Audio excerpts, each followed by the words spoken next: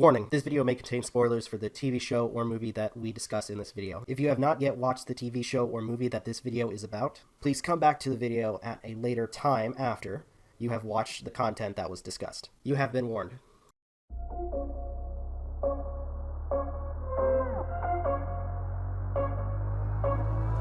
Rising with each beat of the music is bringing real flames in the fire that keeps burning. We're inviting the night in. Tactical nuke incoming! How's it going, everybody? This is Novakast back with another video for you guys. And with this one, we're continuing our reviews of Death Note, the animated series, or anime series.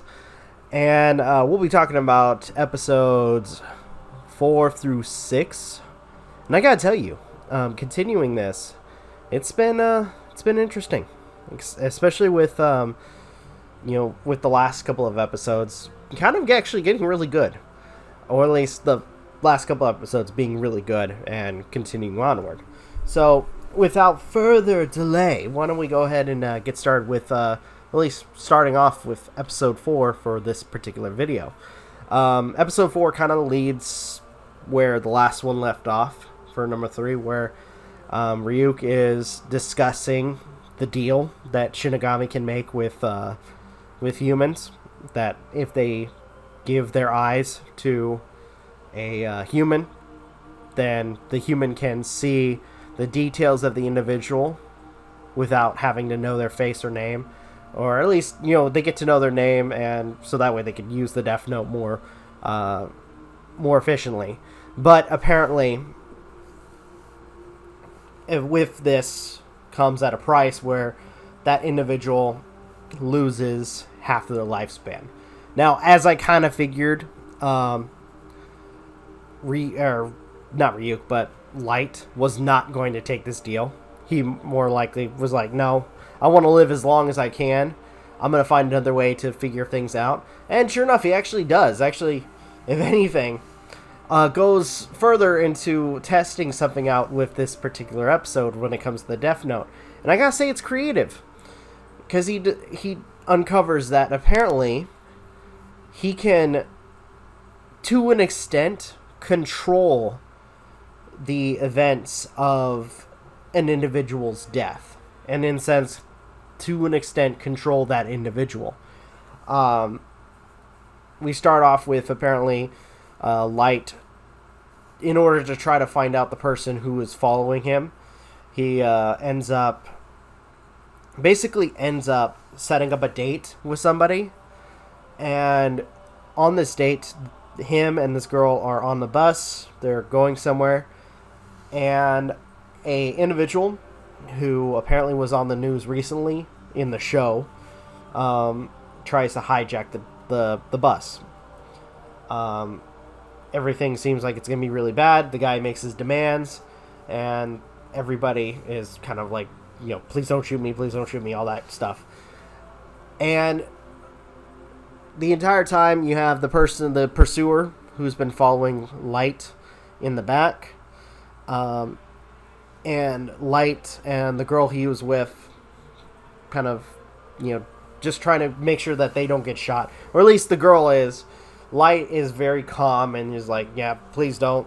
Or not please don't, but he's like, telling her, stay calm. He's not going to shoot us. And kind of like setting up, like trying to keep her calm, or making like this plan of, hey, we'll try doing this. And the guy, he kind of like coerces the guy to not only reveal his identity, but to an extent purposely drops the note paper that he written one of his notes on, which the individual, the guy robbing or at least pretty much hijacking this bus, grabs the piece of note, and turns out that was a piece of the Death Note. And as we're told by Ryuk in an earlier episode, those who touch the Death Note, besides Light, are able to see the Shinigami. So, in that sense, once he touched the piece of paper, he was able to see Ryuk, who is, by the way, amused by this turn of events. And in sense, it actually works out because it actually takes part of the whole plan of setting up this individual's death. Because after he sees the Shinigami or Ryuk, the perpetrator proceeds to try to unload his gun into Ryuk, which it doesn't work. Bullets don't kill him. And he tells the bus driver to stop the bus, whereas the individual, who was one FBI, two named Ray Pender, I think that's what his name was, proceeds to try to chase the criminal out of the bus after it stopped. But unfortunately, the criminal, who basically had his name signed in the death note, falls along in the middle of the road, and then is completely and utterly destroyed by an incoming car. So, in sense, Light planned everything to set up when the guy was going to get on the bus, that he was going to, try to hijack it and, take, have demands for, to keep the people safe. The moment where basically also writing in the notebook or the death note, that he would see Ryuk, as well as the certain point of time where the bus was going to stop, he was going to get out, and then killed accidentally by an incoming car. So in a sense, it was actually really cool. And all to figure out this guy, the FBI agent's name that was following him. I gotta say, this is actually getting really good. I'm really enjoying this. I'm really, really fucking enjoying this. This episode was actually really fun. Or at least the first episode of this video that we're discussing. So, episode 4 was actually really, really, really fucking good. I really enjoyed it. Alright, so moving on. Next was episode 4. And things actually start getting a little bit more interesting. First off, even though Light had Ray Pember's name and face, he waited a little bit. I guess he set it up because he makes a good point. Because Ryuk is trying to, or at least Ryuk asks him, why don't you just kill him? He's like, no, if I kill him now, then that just puts attention on me. So, after the whole thing, Light and Ray go their separate ways. We get to see a little bit of Ray's life, where he apparently, I want to assume, is either married or has a girlfriend. I want to say married. At least that's what it seemed like. Who also apparently was part of the FBI. And might actually be good at her job. We got a glimpse of that when she starts questioning some of the things that was going on. Like when it comes to the whole setup. But Ray kind of shuts her down, which probably wasn't smart on his part, considering what happens. But, anywho, we end up getting a few more deaths from, inside, the prisons or inmates, whatever. And about, I guess, after some time, after the whole encounter between Ray and Light, Ray decides, or at least not Ray, but Light decides to make his move. At a train station, Light, as Kira, shows up and really sets it up for Ray to, I guess, inadvertently take down the whatever FBI agents. He the way it's set up is actually really cool, where Light goes behind Ray, tells him he's Kira, shows the display of his power to an extent by killing a guy who apparently was convicted of sexual assault, and basically gives him demands where he goes onto the train and proceeds to pull out pieces of paper that was in an envelope that Light gave him with a transceiver, and proceeds to write down the names of not just the director that was over him, but apparently the names of all the FBI agents that were basically on this case to find Kira. And after this, he was told to place the envelope back onto the railing, or at least the overhead of the train. When Ray gets out, he apparently has a heart attack, and the entire time he's realizing that, I know this name, but who is it from? And it's too little too late as he turns around and finds that it's Light as, being the one as Kira, and dies, like right in front of the train. Released as the doors are closing. After this whole situation, all of the FBI agents that were part of the investigation are dead. The director of the FBI decides to no longer take part in this investigation, which who can blame him? And to an extent, more and more of the police in Japan are not wanting to be part of this investigation anymore. So, to an extent, only a small few at this point want to continue.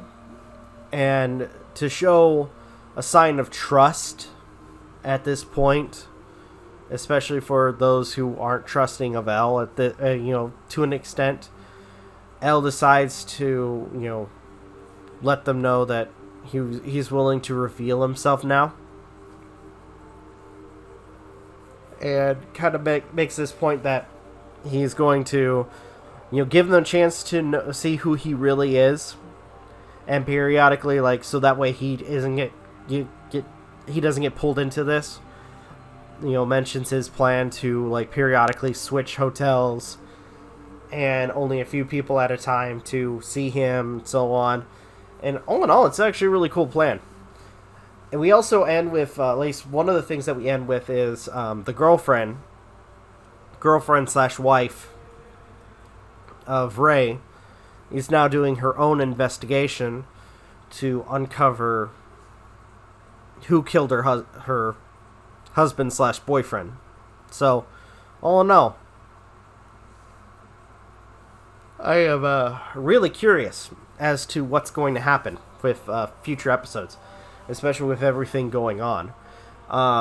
This episode was actually really, really fun. I really, really, really enjoyed it. Now, ending the video, talk about episode 6, and this one becomes even more interesting, especially with now the only investigators that are willing to take part in this investigation towards Kira meet L for the first time. And to an extent, L goes into detail about this whole investigation, as well as his thoughts on Kira/Light's interactions, or how he's been doing things, and how, I guess, to an extent, discussing how, with the first several killings, a lot of them were more of just experiments to his abilities, and going further and further has been more kind of tuning his strengths and weaknesses when it comes down to what he does on the Death Note. Or at least, L at this point doesn't know what the Death Note is, but to an extent, I'm trying to understand how he kills and why he kills. So, at this point, it's 1, to try to get rid of criminals, 2, to remove anyone who would be, in opposition to him. Now, as part of the episode, because part of it, or at least if anything, we have, the only investigators having their meeting with L. Light decides to go to the police station to try to talk to his father and get more info.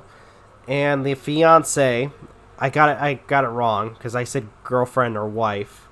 The fiance of Ray Pember shows up because she has, as I stated, doing her own investigation, and has her own information about,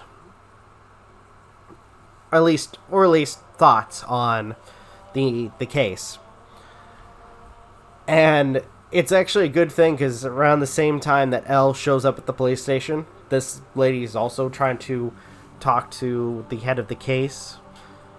And it's a good thing that Light, I guess in his case, caught her or was able to meet up with her before his father did, because at this point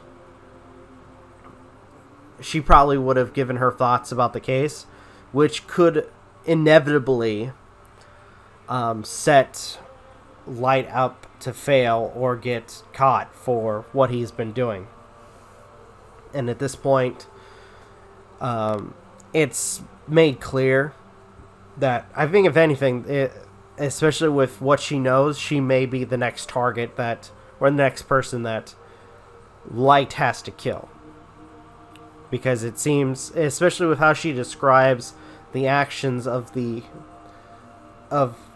not just Light, but what's happened thus far, leading to Ray Pember's death, it's clear that she is, again, very keen in investigation skills and has thought it through on how Light has been killing people or why he kills people, etc. So I'm really excited because the episode ended there, and I'm really looking forward to talking more about these episodes. So with that, I enjoyed the last 3 episodes we talked about. It's getting more and more interesting as we progress, and I'm still looking forward to watching this in all of its entirety. So with that being said, I'm going to go ahead and end this video here. Thank you guys so much for watching. Truly appreciate it. If you guys can, please leave a like, comment, share, subscribe, all the good stuff. If you guys want to follow us on social media, links are in the description down below, as well as check out our daily content and the weekly podcast. With that being said, this is Rob Novakast signing off. Have a good one, and take care. Peace.